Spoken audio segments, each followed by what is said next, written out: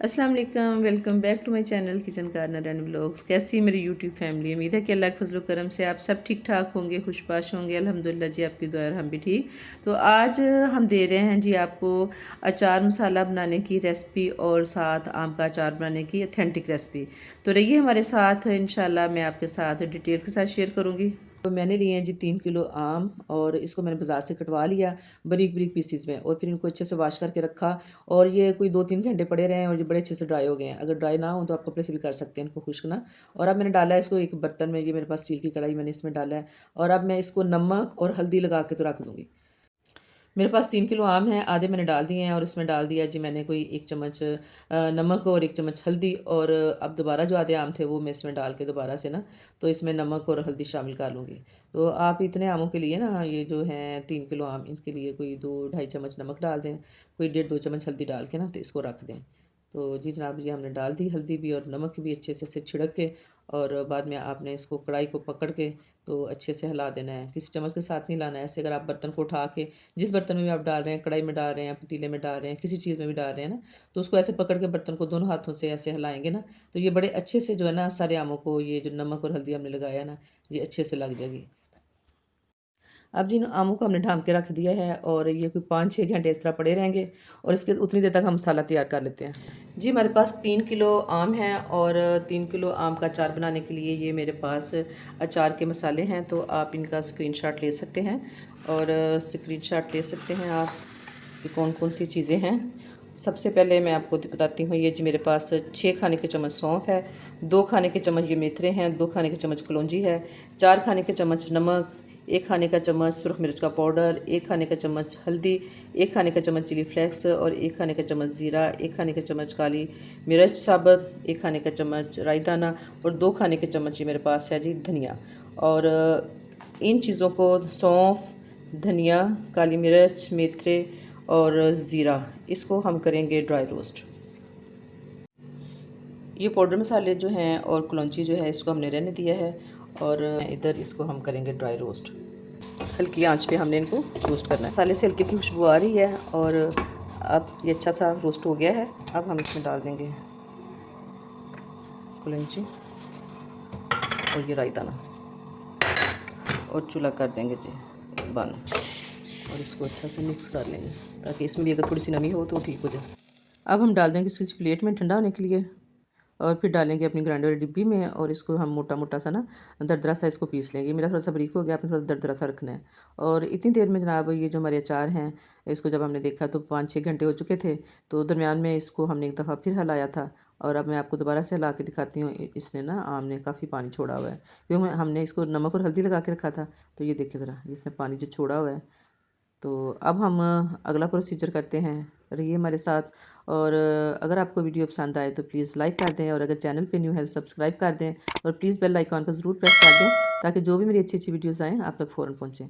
तो जनाब, दोबारा से हमने जो था ना, नमक बाकी इसमें लगा दिया है। तो 2 चम्मच नमक था, वो मैंने दोबारा से इसमें डाल दिया है, क्योंकि 4 चम्मच हमने टोटल लिया था, कि 2 चम्मच हमने पहले आमों को लगा के रखा था, और 2 चम्मच जो रह गया था वो हमने अब दोबारा से इसको लगा दिया है।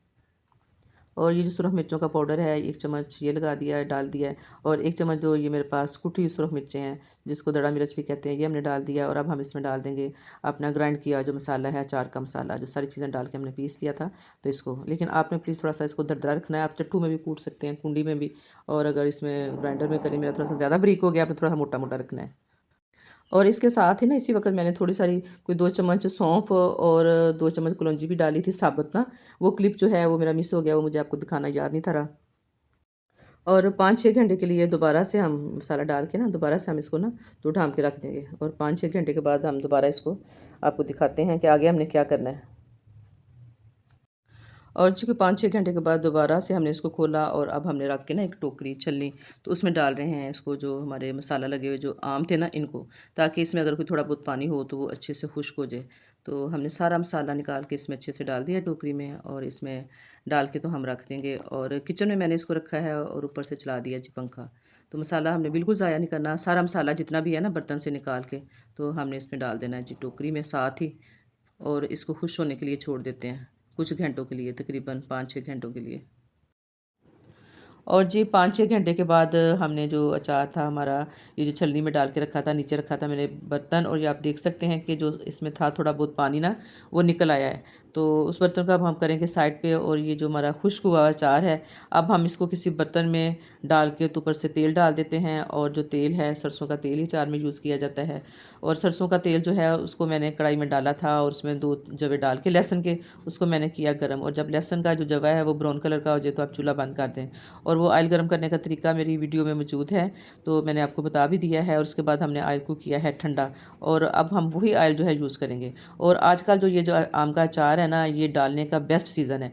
जुलाई के एंड में और अगस्त में आप आम का अचार डालेंगे तो ये अचार जो है चाहे आपका 2 साल पड़ा रहे ये ख़राब नहीं होगा, क्योंकि आम को जाला पड़ चुका है इस वक्त। अम्मियाँ कहती होती थी, यानी कि जो आम के अंदर वाली गुठली है ना वो पक जाती है और आम जो है अच्छे जो तैयार हो जाते हैं, जो कि 2 साल तक जो आपके अचार में ठहर सकते हैं, ख़राब नहीं होंगे, काले नहीं होंगे, ढीले नहीं होंगे ना।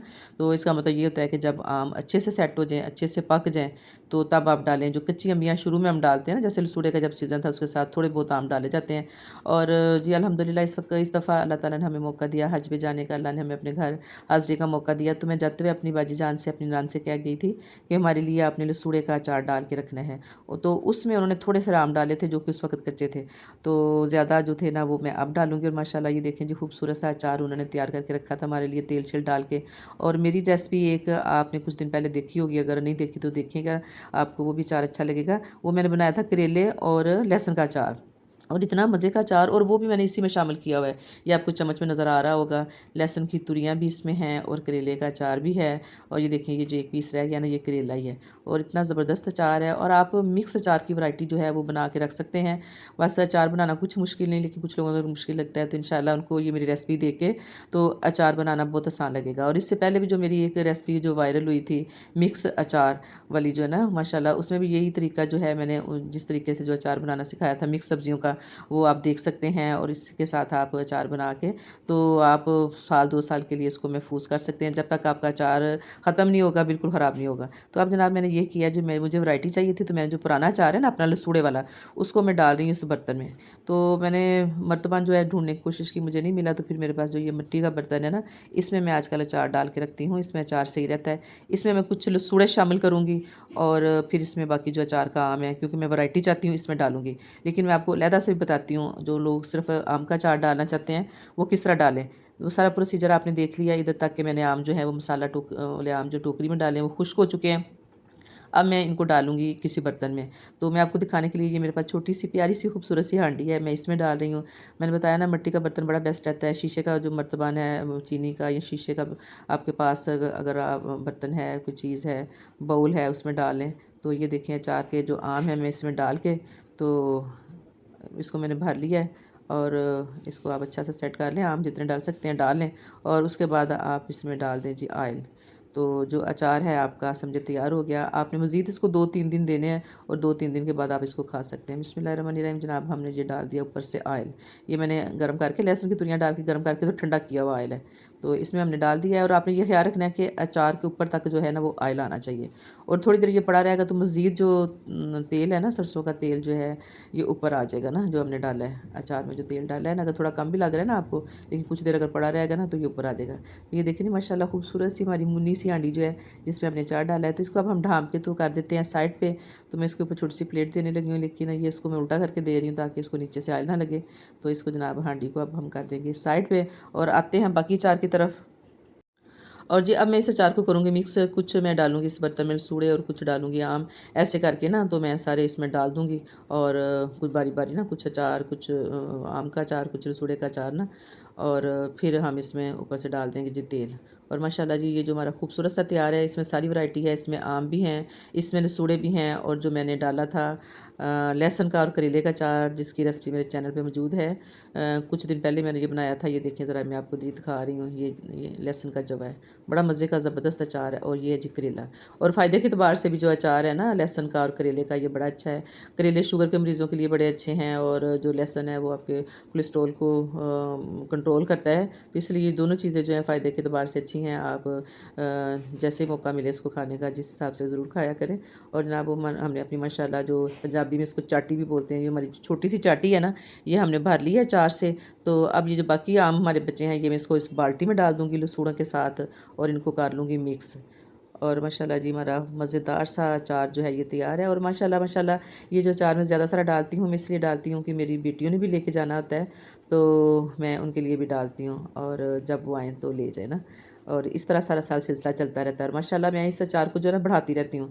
नेक्स्ट जो टाइम आएगा ना उसमें आएगी गाजर आएगी, उसमें सब्ज़ मिर्चें, लीमू और गोभी, ये सारी चीज़ें भी आप अचार में डाल के तो इसी अचार में शामिल कर सकते हैं। तो माशाल्लाह जो अचार की वैरायटी आपके पास बहुत सारी हो जाएगी और सारे अचार ही बहुत मज़े के लगते हैं। तो अब ये जो हमारा अचार है चाटी वाला, इसमें हम डाल देंगे जी ऑयल, जो हमारा सरसों का ऑयल, बिस्मिल्लाहिर्रहमानिर्रहीम, यह हम इसमें डाल देंगे। और जैसे मैं आपको पहले बता चुकी हूँ, अचार में ऑयल जो है ज़्यादा डालना है ताकि अचार उसमें अच्छा सा डूब जाए। और ये जो मैंने अचार में डाला है ऑयल, अभी थोड़ा सा मुझे कम लग रहा है, लेकिन ये है कि कुछ देर पड़ा रहेगा ना तो अचार के ऊपर तेल आ जाएगा ना, थोड़ा सेट हो जाएगा। ये मैं आपको टेढ़ा करके दिखा रही हूँ, ये देखिए तेल जो है ना ऊपर आ रहा है।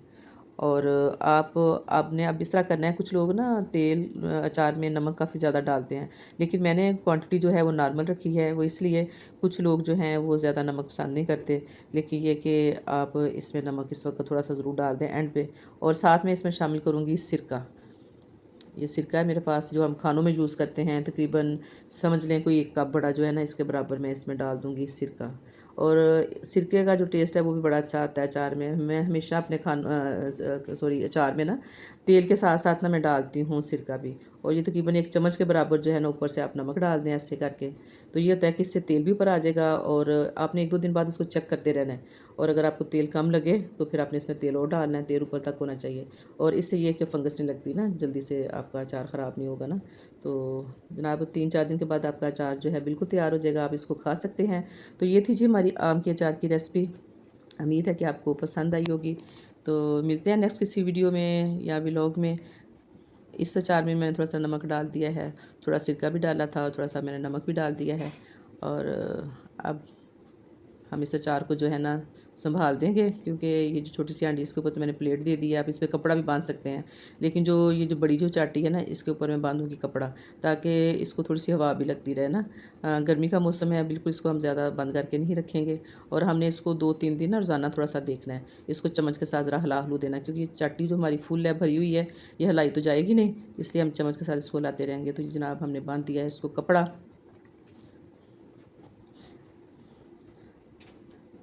उम्मीद है जी आपको मेरी ये 4 रेसिपी पसंद आई होगी। तो प्लीज़ कंजूसी नहीं करनी है आपने, पसंद आए तो प्लीज़ लाइक कर दें, और अगर चैनल पे न्यू हैं तो सब्सक्राइब कर दें। और जो साथ लगी जो बेल है प्लीज़ उसको आपने ज़रूर क्लिक करना है, ताकि जो भी मेरी रेसिपी आए आप तक फ़ौरन पहुँचे। ओके जी, अपना बहुत ख्याल रखिएगा और हमें भी अपनी दुआ में याद रखिएगा। अल्लाह हाफ़िज़।